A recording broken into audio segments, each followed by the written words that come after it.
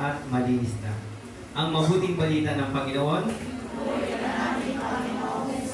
samahan niyo po muna ako sa isang maikling panalangin sa ngalan ng Ama ng Diyos Espiritu Santo. Amen. Panginoon, pinupurit, dinadakila ka sa oras na ito. Ikaw ang nagtawag sa amin, ikaw ang tumawag sa amin para makinig ng iyong salita. Gamitin niyo po, O Panginoon, sa pamamagitan ng presensya ng iyong banal na Espiritu, bagamat hindi po karapat-dapat sa bagay na ito. Pero dahil sa iyong pag-ibig at biyaya, mararanasan namin ang iyong pagpapala. In Jesus' name, Amen. The Father, Son, the Holy Spirit. Amen. Palakpakan po ang Panginoon. Amen. Nakaka-bless kayo magsimula po tayo lahat. Nakaka-bless po, muli po akong nakabalik. Kumusta na po ang Amazing Grace? Ay, teka lang. Diba sabi ko po, may tatandaan kayo sa akin pag ako yung magtotok. Kumusta na po ang Amazing Grace? Wow! Amazing! Amen! Palakpakan po ang Panginoon. Nakakatuwa po. Yun po yung nang-miss ko sa inyong lahat. Amen? Kaya nga po pagkasabi po sa akin ni Tatay din nung Huwebes po ata, sabi niya sa akin, ang ganda po ay no, nung pagka-text niya sa akin talagang hindi ako pwedeng tumanggi. Sabi niya, na, pwede ka bang mag-talk sa Amazing Grace? Please, talk ka. Paano ka makakatanggi din? Amen eh, no? Pero nakakatuwa po, no? Nag-iisip po ako kagabi kung ano yung magiging topic natin. So, iisip ko, sabi ko, ano ko yung magandang topic? Eh, kagagaling ko lang po sa God Helping Hands mag-talk kagabi. Pero nakaka-bless po ay, no? Talagang ang Panginoon, siya yung magtuturo sa iyo kung ano yung itatapik mo. Amen? Kasi yung mga sharing niyo po kaganina, yun din po yun. Amen? Nakakatuwa din po, no? So bago po nung pinagilayan ko po itong ebanghelyong ito, meron po akong naalala way back po nung panahon ng pandemic. Amen, eh, no? So nung pandemic po, lahat po tayong dumaan ng pagsubok. Amen? Totoo naman po, no? Nandun yung takot, yung pangamba, tapos kailan kaya matatapos yung pandemic na to? No? So naranasan din po natin na i-reject ng tao. Yung maubo ka nga lang ng konti, iiwasan ka na eh. Di ba? Yung parang pandidirian ka na. Sabi ka tulad po namin sa palengke, no? Doon po kami nagtatrabaho sa palengke. Yung kasamahan ko na ubo. Alam niyo po, yung dami ng tao sa harapan niya, biglang naglayuan. Amen po. So, basta ibasin po natin sa binasa nating ebanghelyo ngayon, no? Yung taong may kitongin, gaano kahirap sa isang tao na dumaranas ka ng ganong pagsubok? Yung tipong wala ka ng pag-asa sa buhay. Amen? Yung walang tumatanggap sa iyo, nire-reject ka kasi may sakit kang ganon. Amen po? Kasi nung panahon nila, kapag may ganong may sakit ka, meron pong batas na kapag dadaan ka, lalapit ka sa tao, sisigaw ka ng unclean. Madumi ako. Di po ba ang hirap nun? Gaano kabigat yung ganong pagsubok? Di ba? So ganun din po tayo. Minsan dumaranas po tayo ng pagsubok sa buhay natin. At minsan nararanasan din natin i-reject tayo ng kapwa natin. Minsan nga, mahal mo pa sa buhay ang nagre-reject sa iyo. Amen? Kaya nga po naisip ko yung topic, no? Ang pagsubok po ba sa buhay natin, tanungin ko lang po kayo. Ang pagsubok ba sa buhay natin, ito na po ba yung pinaka-worst thing na nangyayari sa buhay natin? Hindi. Amen? Kaya nga po may nakalagay dyan, no? The wisdom in trials. Karunungan mula sa pagsubok. Amen? Nakita niyo po, yung title pa lang parang nakaka-bless na. Kaya nga po nung ginawa ko to, hindi lang po na-bless, kumbaga parang meron ni-reveal si Lord sa buhay ko na, oh, di ba? Nung dumanas ka ng pagsubok, nakita mo yung karunungan ko. Amen? So daw po muna tayo. Sabi diyan, wisdom, the quality or state of being wise. No? The ability to use your knowledge and experience to make good decision. Parang sinasabi po, kapag dumadanas ka ng pagsubok, yung karunungan daw po, ang magtuturo sa iyo at magpaparanas para piliin mo yung tama. Amen. Minsan po, kapag ka hindi karunungan ng Diyos, halimbawa po, no, wala kang pera. wala kang pera. Ang ginawa mo dahil wala kang pera, nagnakaw ka. Karunungan po ba yun? Hindi po. Kaya nga po sabi diyan, to make good decision. Kaya nga sa bawat pagsubok at ang pinipili mo ay ang magiging makakabuti sa iyo, yun po yung wisdom na mula sa Diyos. Amen? Palakpakan po ang Panginoon. Kaya ano po ba? Bakit po tayo dumaranas ng pagsubok? Actually, maraming dahilan. Pero pinili ko po itong tatlong to. Kasi ito po yung talagang totoong nangyayari sa buhay natin. So una, bunga ng kasalanan. Amen. Totoo naman po, dumaranas ka ng pagsubok dahil sa kasalanang ginagawa mo. Amen. Pero alam niyo po, tingnan niyo po. Sabi yan, disobedience to the will of God. Dahil sa pagsuway natin sa Panginoon, sa kalooban niya, sa utos niya, minsan, dumaranas ka ng bagay na yan. Pero ang totoo, hindi yan talaga pagsubok. Consequence o kabayaran dahil sa kasalanang ginawa natin.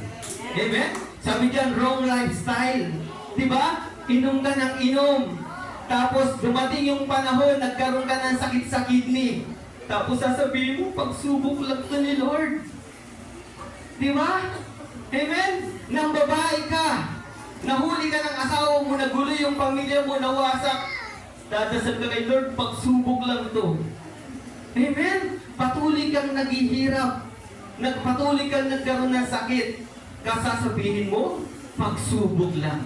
Baka naman kaya dumaranas ka ng ganyang bagay dahil sa bunga ng iyong kasalanan. Amen?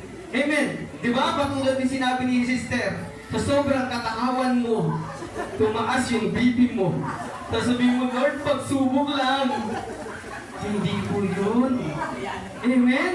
Gawa po yun ng maling lifestyle ng buhay natin. Amen? No, alam niyo po, nakaka-bless ako. Mula nung may mga bagay na tinigil ako sa sarili ko, hindi ko na po naranasan yan. Hindi ako kumakain ng baboy. Hindi ako nagsusoft drinks. Kahit anong ginagawa ko sa umaga po sa trabaho ko, bago ako magtrabaho, nag-e-exercise pa ako.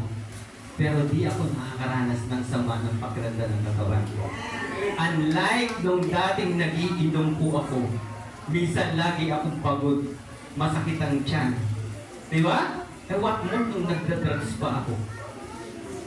Pagdating sa trabaho, tulala po ako, hindi ako matulog. Amen.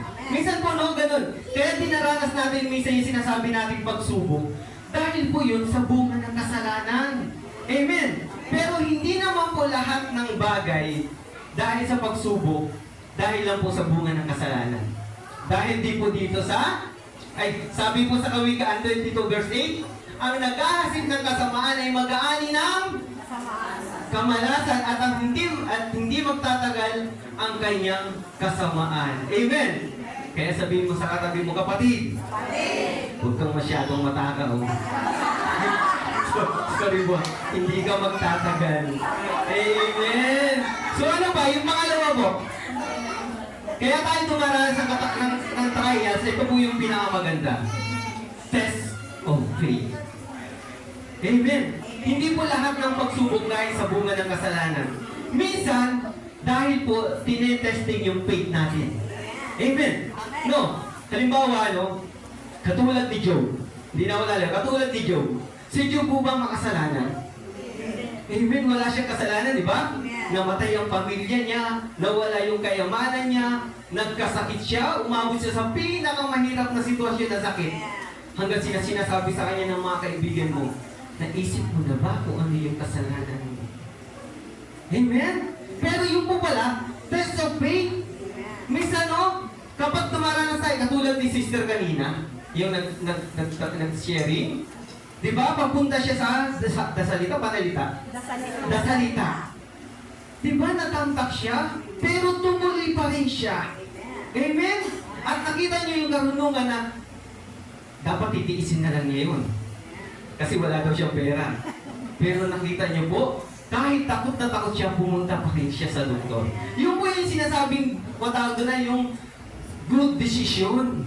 Amen? Na dahil tinetest ka ni Lord, si Lord din ang gagawa ng paraan sa iyo para makaahon ka sa trials na yan. Amen, no? Sabi niya, to experience God grace. Diba, nakita niyo po si Job? Ano yung pinaranas sa kanya ng Diyos after nung test of faith? Binalik sa kanya ang lahat ng nawala, doble pa. Amen? Palakpakan po natin ang Panginoon. Kaya sabi sa Santiago 1:2-3, sabi niya, mga kapatid, magalak kayo kapag kayo dumaranas ng iba't ibang uri ng pagsubok. Dapat ninyong malaman ang na nagiging matatag ang inyong pananampalataya sa pamamagitan ng pagsubok. Amen. Ang ganda po, noong umpisa pa lang, magdala ka na. Kaya kung dumaranas ka ng pagsubok, wala ka namang kasalanan, sigurado may gagawin sa iyo ang Diyos. Amen. So ano pa? Sabi diyan, truth of life. Bakit po? Ang katotohanan po sa buhay ng tao, ang pagsubok, bahagi na ng buhay natin yan. Amen? Totoo po yun. Kasi kung ang tao walang pagsubok, patay. Sige nga, gusto niyo po ba ng pagsubok? Kaya nga, di ba, ang galing po ng Panginoon nung nakita niyo po. Kumbaga, kahit dumaranas ka ng pagsubok ngayon, huwag ka nang manibago. Huwag ka nang mangamba. Kasi parte ng buhay mo yan. Amen? At makikita niyo po mamaya yung wisdom niya. Sabi sa unang Korinto 10:13, walang pagsubok na dumating sa inyo na hindi nararanasan ng ibang tao. Amen? Kaya hindi naranas ni sister, dinaranas din niya ng iba. Amen? Minsan nga hindi, arte lang, ina-high blood lang. Diba? Katulad po ng misis ko na natawa ko. Sabi niya sa akin, nahihilo kasi siya. Tapos parang sumisikip na yung dibdib niya. Eh nagkaroon ng check-up yung congressman namin. So nagpa-check up siya. So nalaman niya yung sakit niya. 160/100. Ang taas no? Amen? Sabi ko sa asawa ko, kaya mo nalaman may sakit ka. Kasi nagpa-check up ka. Amen? Para hindi niyo po malaman yung sakit niyo, huwag kayong magpa-check up. Tapos pag nalaman niyo, ay, dugo mo, ganito, meron kang ganito, tapos mag-iinarte ka. Di ba? Amen? No? Sabi ko sa asawa ko, pagtrabahuan natin yan. May nais gawin sa iyo ang Diyos. Amen? At nakakatuwa po, nakakabless, nakakatipid po ako. Kasi ang kinakain namin dalawa, nag-blender po kami ng gulay. Saging. O di ba? Bawas budget pa. Amen? No? Di ba? Kahit po tayo, iba-ibang uri ng pagsubok, iba-ibang uri ng antas. Amen? Hindi pwede yung sakit ng mayaman, sakit natin ay mahirap tayo. Di kawawa naman tayo, di sabihin natin, hindi equal si Lord. Di ba? Kaya nga sabi ko nga po, kapag dumaranas ka ng pagsubok, huwag ka nang manibago. Kasi parte na ng buhay natin yan. Amen? Palakpakan po natin ang Panginoon. Ito po maganda. Wisdom found in trials. Dito nyo po makikita yung tatlo sinabi ko. Una, trials are the part of God's work. Totoo naman po. Ang pagsubok, parte na po ng gawain ng Diyos siya. Tingnan nyo po. Nung unang taong lumabas dito sa mundo, dahil po, nung paglabag nila, ang unang-unang na-experience nila dahil sa trials. Amen? Sino po yun? Si Eva at si? Ang ganda na ng buhay nila, no? Wala na silang problema. Pero dahil sa kasalanan, dinanas nila yung pagsubok na mangyayari sa kanila dito sa lupa. Pero tingnan niyo po yung karunungan ng Panginoon. Pero bago dyan, tingnan niyo po. Sabi po sa Genesis 3:16, tingnan niyo po mga babae naman ito ang sinabi. Sa pagkubuntis mo, hirap ang dadanasin, sa panganganak, sakit ay titiisin. Ang asawang lalaki iyong nanaisin, pasakop ka sa kanya, siya mong susundin. Amen? Kaya nga po yung mga asawa, kapag hindi kayo nagpapasakop sa ayong mga lalaki, problema yung dadanasin nyo. Amen? Kasi yung po yung nakalagay, kaya nga po, pasakop po kayo sa inyong asawa. Amen? Kaya sabi pa nga po dyan, ito naman ang sinabi ng Diyos kay Adan. dahil nakinig ka sa iyong asawa, ng iyong kainin ang ipinagbabawal na bunga, dahil dito sinusumpa ko ang lupa, sa hirap ng pagbubungkal, pagkain mo'y magmumula. Amen! Kaya po minsan mahirap din makinig sa asawa, no? So, Brother Ezekiel. Hindi. Pero mas mahirap naman, Brother Ezekiel, na hindi tayo nakikinig sa asawa natin. Doble yun. Amen? No? Nakita niyo po yung wisdom ni Lord. Na imbis na pwede naman niyang patayin si Eva at si Adan, gumawa ng panibagong tao eh. Pero ipinaranas sa kanila yung pagsubok para makita nila kung kaano kabuti ang Diyos. Amen? Minsan tayo po nagkakasala din po tayo. Wala naman pong hindi nagkakasala. At yung pagkakasala natin, tanda po, sa bawat pagkakasala natin, laging may kapalit na konsekwensya. Wala naman po pwedeng magbunga ng masama ang mabuti. Di ba? Kaya kung ano yung ginawa mo pagkakamali mo, be ready sa consequence. Amen? So ano ba? Trial puts God's power display. Totoo naman. Sa pagsubok, makikita mo kung paano gagana ang kapangyarihan ng Diyos.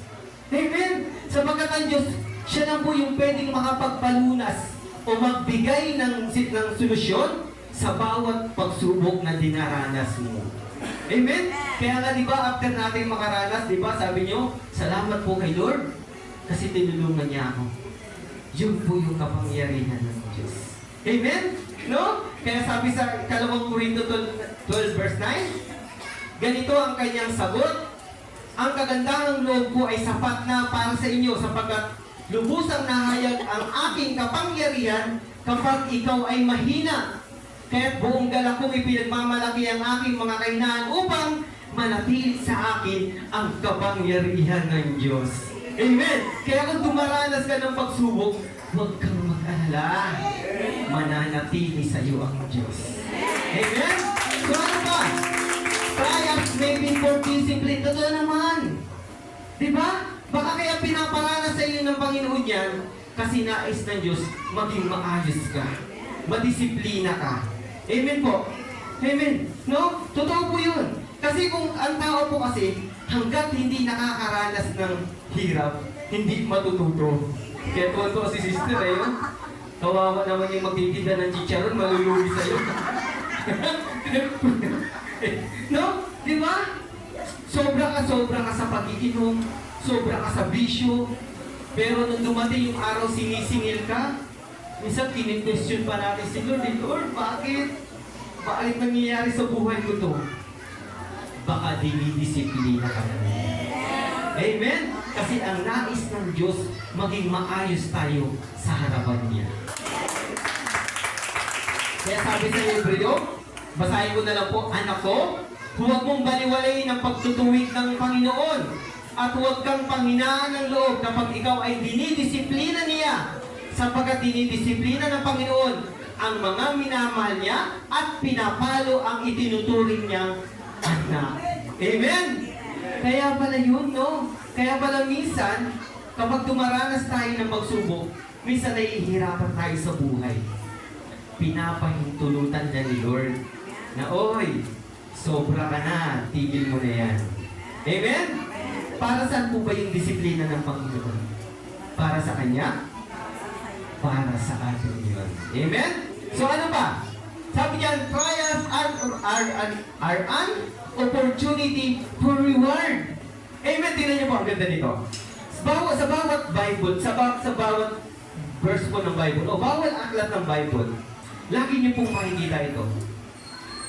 Sa bawat paggawa ng himala ng Diyos, sa bawat pagtugon ng Diyos, laging nagsisimula sa pagsubok. Amen? Tandaan po natin yan. Sa bawat ginagawa natin, dinadanas nating pagsubok, ang kapalit po niya, reward. Amen? Kasi ang Diyos, ang may kapangyarihan magbigay sa iyo ng kung ano yun. Ano man yung pagsubok na dinaranas mo. Amen po? Kaya kang bigyan ng Diyos ng kalayaan. Sa Diyos lang po yung matatagpuan. Kaya kang bigyan ng Diyos ng bagong buhay, ng kapayapaan, ng kagalakan, ng totoong pag-ibig. sa Kanya lang po yung matatagpuan. Amen? Sabi diyan, God's reward in every trial. Kaya nga, di ba, nakita niyo po yung sa Santiago magalak? Kaya kung dumaranas ka ng pagsubok, panghawakan mo yan. At sabihin mo, after nito, tiis ka lang, after nito, may reward na ako kay Lord. Amen? Hindi man dito sa lupa, pwedeng sa langit. Amen? So, sabi sa unang Pedro 1:6-7, ito'y dapat ninyong ikagalak. Kahit na maaaring magdanas kayo, muna kayo ng iba't ibang pagsubok sa loob ng maikling panahon, sa gayon kayo'y papupuriyang dadakilain pararangalan sa araw na mahawayag si Hesus Kristo. Amen? Pakisabi sa katabi, kapatid, after niyang pagsubok mo, kumanda ka na sa reward ng Diyos. Naniniwala po ba kayo? Palakpakan po natin ang Panginoon. So ano ba? Trials prepare me for service. Alam niyo po ba, paano ako naging napunta dito at nagpapahayag ng salita? Dahil sa pagsubok. Amen. Way back po, kaysa wala po sa inyo.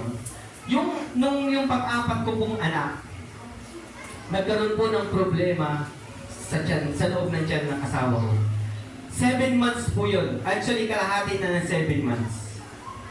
Tingnan niyo po kung gaano kabuti ang Diyos. Yung asawa ko, hindi po yan nagpapacheck up hanggat hindi nila patawag ng doktor. Pina-x-ray niya yung anak kong pangatlo sa ospital. Sipin niyo po, hindi naman siya nag-iisip na ultrasound. Nagpa-ultrasound siya. At nakita ng doktor na yung anak ko, delikado na sa tiyan. Kasi matutuyuan na po siya ng tubig. Sabi ng doktor, kapag gumalaw yung bata, dalawa lang yung mangyayari. Either mamatay yung asawa ko, uhuhugutin nila, either na mamatay yung bata. Alam niyo po, umiyak sa akin yung asawa ko. Naghanap kami ng maraming ospital. O iba po, naghanap kami.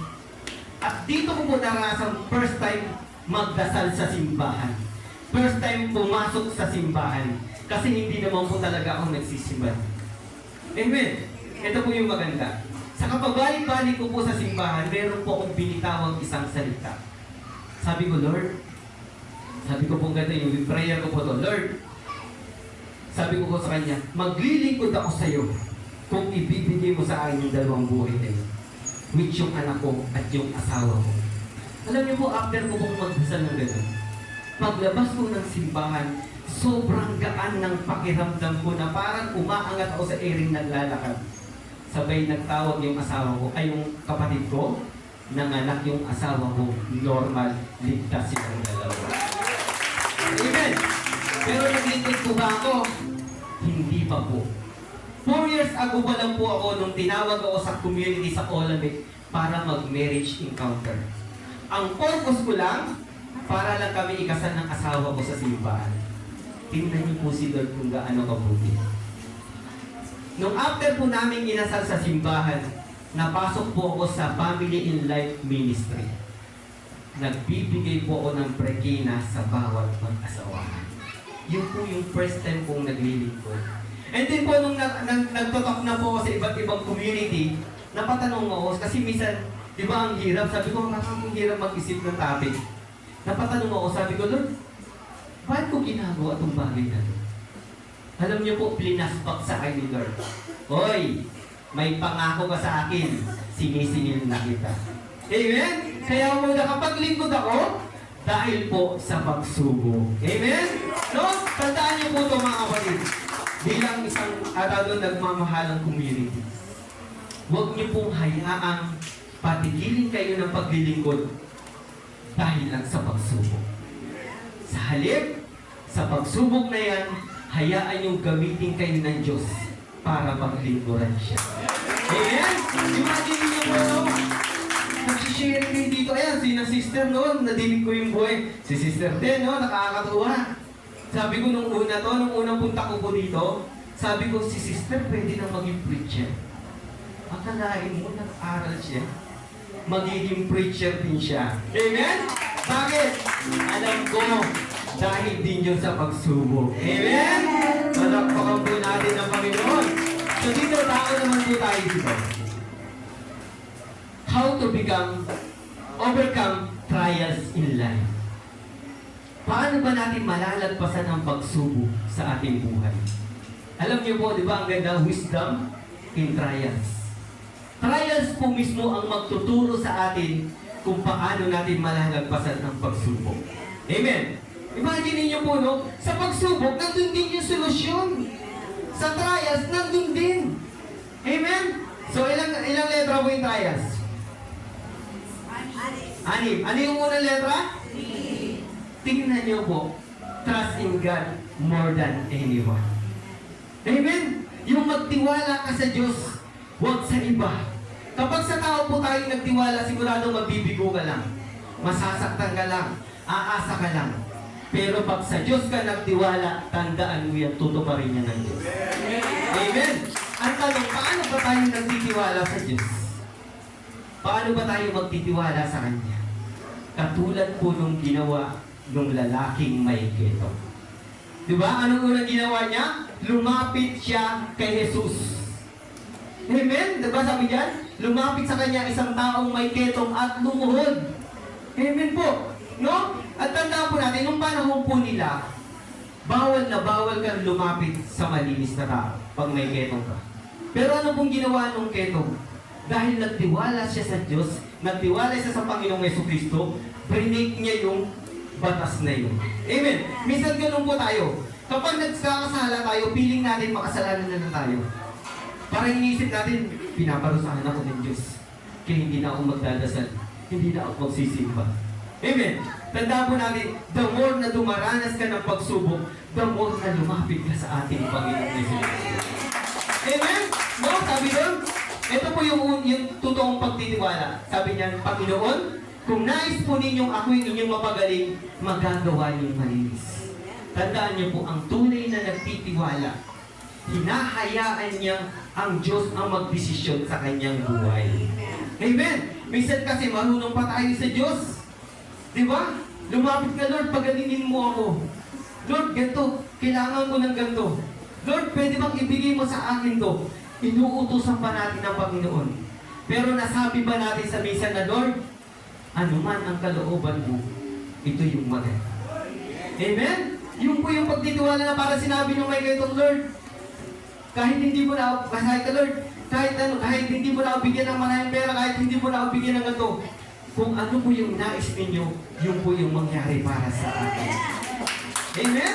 No? Sabi ng Panginoon, hinawakan siya ni Jesus at sinabi, oo, nais kong maging malinis ka, gumaling at luminis agad ang ito. Amen? Kasi sa totoo, kapag nagtitiwala ka sa Panginoon, nandun yung reward. Amen? No, nandun yung reward. Nandun din yung, ang tawag doon? Sinabi ko kanina, nakalimutan ko tuloy. Nandun din yung kung paano gumana yung kapangyarihan ng Diyos. Kaya nga wisdom, di ba? Yung po yung pangyayari. Amen? Kaya nga sabi sa Santiago 1:6, subalit ang humingi ay dapat magtiwala sa Diyos at huwag mag-alinlangan sapagkat ang nag-aalinlangan ay parang alon sa dagat na tinataboy ng hangin kahit saan. Amen? Kaya the ones na lumapit ka sa Panginoon, nilapit mo yung pagsubok mo, tandaan mo, sigurado ang Diyos na ang bahala sa iyo dyan. Amen? Sabi nga mo, no? Yung problema mo, kawas na ibinigay mo na kay Lord, dapat hindi mo na problema yan. Amen? Kasi si Lord na ang gagawa ng solusyon dyan. Amen? So ano ba? Anong sunod na letter? R. Baka naman kasi dumadanas ka ng pasubok, repent and turn away from sin. Yun po yung sekreto. Para maging maayos yung buhay mo, para magkaroon ka ng panibagong buhay, pagsisihan mo at taligdan na ang iyong ginagawang kasalanan. Amen?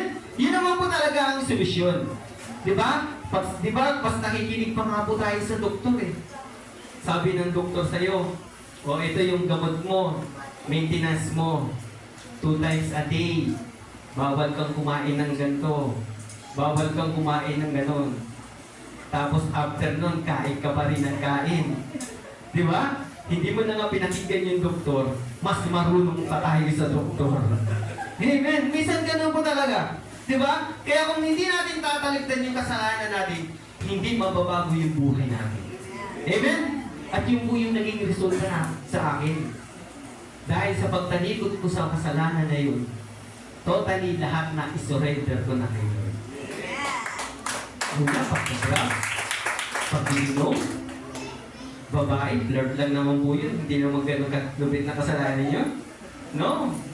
Flirt lang. Lahat yun nawala. Amen.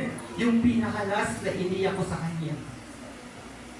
Nasabi ko, Lord, kasi po dati, nung makamundo pa kami, natagang pornography collectors kami dati.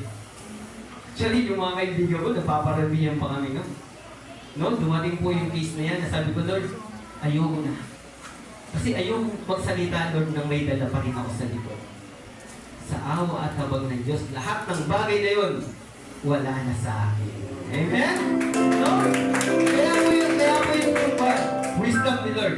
Sabi sa 2 Pedro 3 verse 9, ang Panginoon ay hindi nagpapabaya sa kanyang pangako gaya ng inaakal ng ilan sa halip. Nagbibigay siya ng pagkakataon sa lahat sapagkat hindi nais na may mapahamak kundi ang lahat ay magsisi at tumalikod sa kasalanan. Amen. Pakisabi sa katabi, kapatid, pagkakataon mo na yan.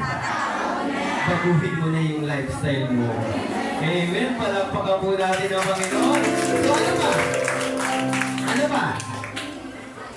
Ay, tama ba? Kapag dumaranas ka daw ng magsubok, initiate prayer.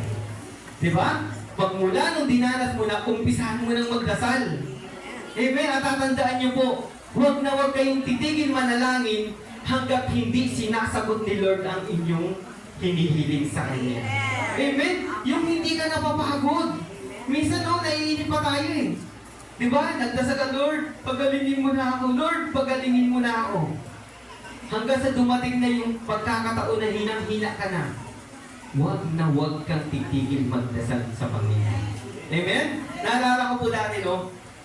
Nung January yun, napaus po ako. Siguro po, almost 3 weeks nawalan ako ng boses. As in, paus talaga. Alam mo yung lumalabas yung boses mo na parang nasa loob ng drum. Yung paus na paus ka, kasi ang sakit-sakit na lalamunan ko. Dasal po ako ng dasal sa halap ng buwan ng nagagawin ng ano ba tawag? Yung dasal po sa simbahan? Adoration Chapel. Lagi po ako nadasal. Naikipag-deal ako kay Lord. Sabi ko, Lord, hanggang Sabado, pag di ako gumaling, magpapacheck up na ako. Dumating yung Sabado. So, wala naman check up. Dasal ko, Lord, hanggang Miyerkules, pag di ako gumaling, magpapacheck up na ako. Hindi po ako nagpapacheck up, lagi ako dahil ko dinidil si Lord. Alam niyo po yung pinarealize sa akin ng Panginoon. Nung nagsawa na po akong mag-ipag-deal kay Lord, nagpa-check up talaga ako. Sabi ng doktor, konti na lang, sigurado may pneumonia ka na. Nakita niyo po? Kaya pala hindi sinasagot ni Lord yung panalangin ko. Kasi ang gusto ni Lord, magpa-check up ako. Kasi may sakit na po pala ako. Sabi ng doktor, hindi niyang paus. Plema yan na nakakapit sa lalamunan mo. Kaya pag bumaba yan, sigurado may pneumonia ka na. Amen? Sa wakas po nun. No, nasa simbahan ako, humaharap ako, nakatingin po ako sa cross ni Lord. Kinakausap niya ako, umiiyak ako, sinasabi niya, Nak, yan lang, umaayaw ka na. Kasi sabi ko, kapag hindi ako gumaling, di na talaga ako magtutok. Tingnan mo ako, nakapako ako sa krus. Yan lang, umaayaw ka na. Amen? Tayo ganun po, no? Pagsubok lang, konti lang maranasan natin, malagnatin ka lang, taranta ka na, tapos kung sino-sino pa yung nilalapitan mo, prayer mo naman ako, prayer mo naman ako. Alam niyo po, ang tao, natural na lagnatin. Tapos pag nilagnat ka, humingi ka na agad ng prayer. Kapag nilalagnat daw po ang isang tao, sabi po ng eksperto, hindi ko bumabangitin. Ibig sabihin na po, pinapatay niya yung bad bacteria sa loob ng katawan mo. Amen? Tapos kapag sinisipong ka, yun daw po yung way para mailabas mo yung bacteria. Di ba? Kaya normal lang po yun sa atin. Amen? Kaya sabihin mo sa katabi mo, kapatid, magmula ngayon, huwag ka nang tumigil manalangin sa Diyos. Amen? No, sabi sa unang Thessalonica 5:16-18, lagi kayong magalak. Manalangin kayong walang patid. Magpasalamat kayo patungkol sa lahat ng bagay sapagkat ito'y kalooban ng Diyos kay Kristo Jesus para sa inyo. Huwag po kayong titigil manalangin. Amen? So ano pa? A. Ask God for wisdom in the midst of trials. Diba? Sa gitna ng pagsubok, hingin mo lagi sa Diyos karunungan. Amen? Minsan kasi marunong ka pa kay sa Lord. Minsan tinuturuan pa natin ng Diyos. Ang hingin po natin, karunungan sa gitna ng ating pagsubok. Kung paano niya tayo bibigyan ng kalakasan. Paano natin dananasing maging matatag. Amen? Diba sabi ko nga po sa inyo, may favorite akong prayer ng mga apostol. Sabi niya, Lord, dagdagan niyo pa ang aking pananampalataya. Amen. Dito kapag may pagsubok ka, hingin mo ang karunungan mula sa Diyos. Amen? No?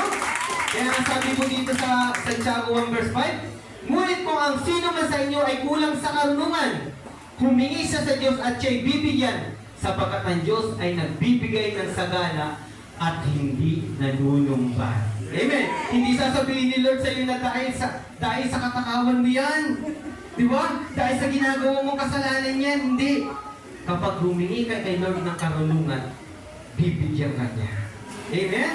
Kaya nga sabi, wisdom to experience knowledge and good decision. Yung po yung karunungan mula sa Diyos. Amen? So ano ba? L. Let go of fear, doubt, and worry. So minsan diyan po tayo nahihirapan rin.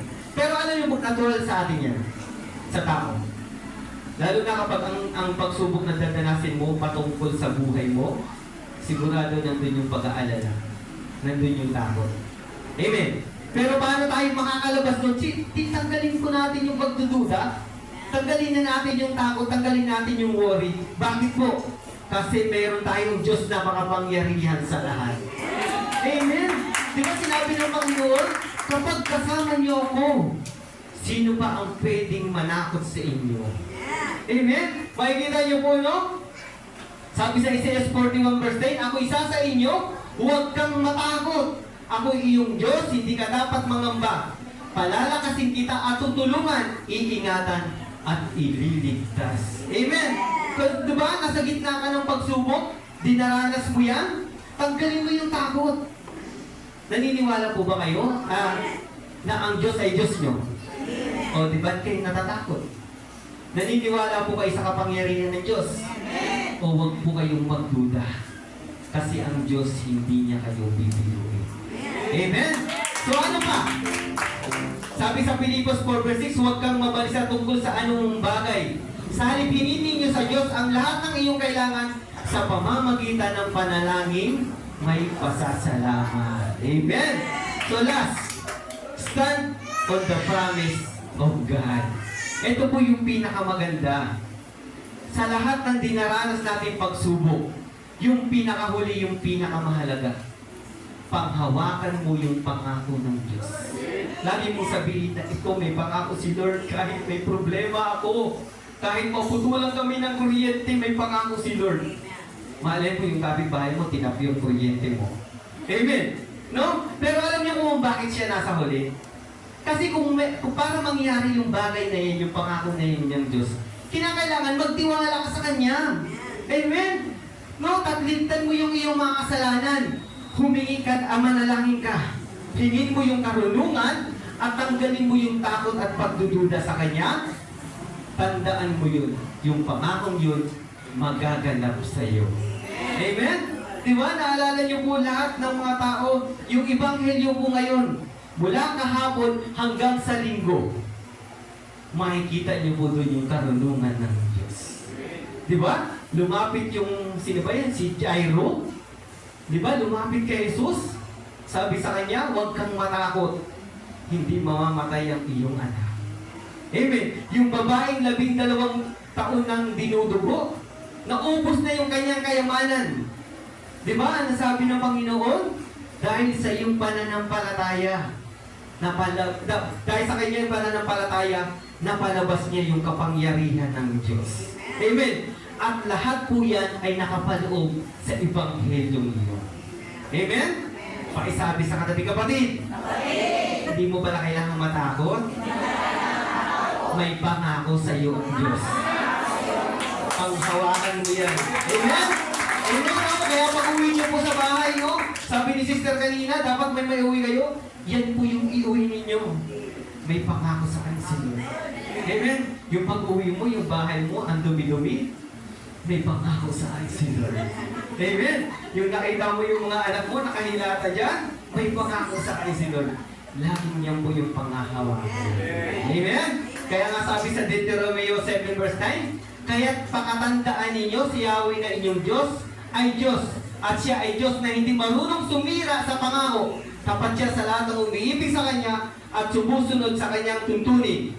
Ipadarama niya ang Kanyang pagmamahal hanggang sa ika-1,000 lahi. Amen? Ang ganda po, no? Sabi ng Panginoon, pakatandaan ninyo. Hindi sinabi ni Lord, tandaan ninyo. Pakatandaan ninyo. Ninyong si Yahweh ang inyong Diyos. Hindi marunong sumira sa pangako. Amen? Kaya yun po yung panghawakan mo na after na dinaranas mo yung pagsubok, daranas ka ng biyaya mula sa Diyos. Amen? Palakpakan po natin ang Panginoon. At yun po yung wisdom sa ating mga pagsubok. Amen? So manahimik po, magsiupo po tayo ng mayos. Mananalangin po tayo sa Kanya. Bigit po natin yung ating mga mata. Sipin mo yung mga dinaranas mo pagsubok sa buhay. Diba? Maraming tao dumaranas din ng pagsubok, kapatid. Pero nandito ko ngayon sa prayer meeting natin. Tandaan po natin to. Lahat ng bagay, laging merong reason ng Diyos sa atin. Amen? Sa gitna po ng pagsubok na dinaranas natin, sabi ni Lord, sa pakikibaka natin, sa pakikipaglaban natin, minsan ayaw na rin, sabi ni Lord, pagod na ako. Lord, ayaw ko na. Pero sabi ng Panginoon, be still and know that I am God. Ang nais lang po ng Panginoon, manatili kang nagtitiwala sa Kanya. Manatili kang malinis ang iyong puso. Manatili kang manalangin sa Panginoon. Manatiling tanggalin mo yung takot. Tanggalin mo yung pangamba. Manatili ka sa Kanyang pangako. Kapatid, sa oras na to, naniniwala ako, ano man yung dinaranas mo pagsubok, may purpose sa iyo ang Diyos. Taas mo yan kay Lord. Kasi walang pong ibang makakatulog sa iyo kundi si Lord. Iwanan ka ng lahat ng ibang tao, pero ang Diyos kailanman hindi kanya iwanan. Taas niyo po yung kamay. Ialay niyo yung mga dinadala sa Panginoon. At sabihin mo, Lord, hindi ko kaya to. Kailangan kita sa oras na to. Panginoon, kailangan mo ang tulong mo. Turuan mo ako. Bigyan niyo po ako ng karunungan. Tutugunin ka ng Panginoon. Panginoon, sa oras na ito, nagagalak po kami. Sa inihayag mong salita, na Lord, hindi pala namin kailangan pangamba. Kung ano man po'y dinaranas namin pagsubok, kasama ka pala namin. At salamat po, Panginoon, sa pagkakataon na pinaranas mo sa amin yan para madisiplina kami, Lord. Para taligtan namin yung aming mga kasalanan. Para itama namin yung mali namin pamumuhay. At salamat din po, Panginoon, kasi tinitest niyo po yung faith namin. Na dahil po sa patuloy namin pananatili sa iyo, Panginoon, nagiging matatag kami. Salamat po sa kayong karunungan. Kapatid, taas mo yung kay Lord. Hindi ka niya bibiguin, maniwala ka lang sa Kanya. Magtiwala ka lang sa Kanya. Ano man yung hinihiling mo, ang kinig mo na sa oras na ito,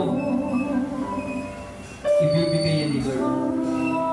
Ano man yung hinihingi mo, kagalingan, sabi mo, Lord, tulungan mo ako maging matatag sa ay pagsulong, pananampalataya sa iyo. Lord, tulungan mo ako maging malinis. Huwag kang sumulit mo, kapatid. Kailanman hindi ka mababayaan.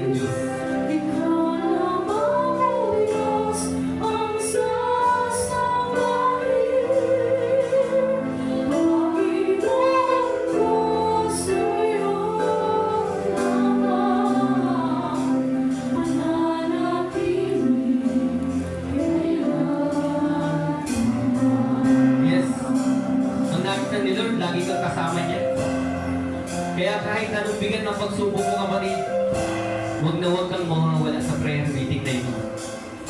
Wala po sa bahay, nandito po yung solusyon. Kasi ang kasama natin dito ay Diyos.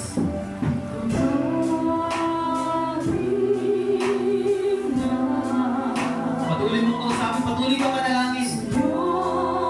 Huwag na huwag kang aayaw dyan.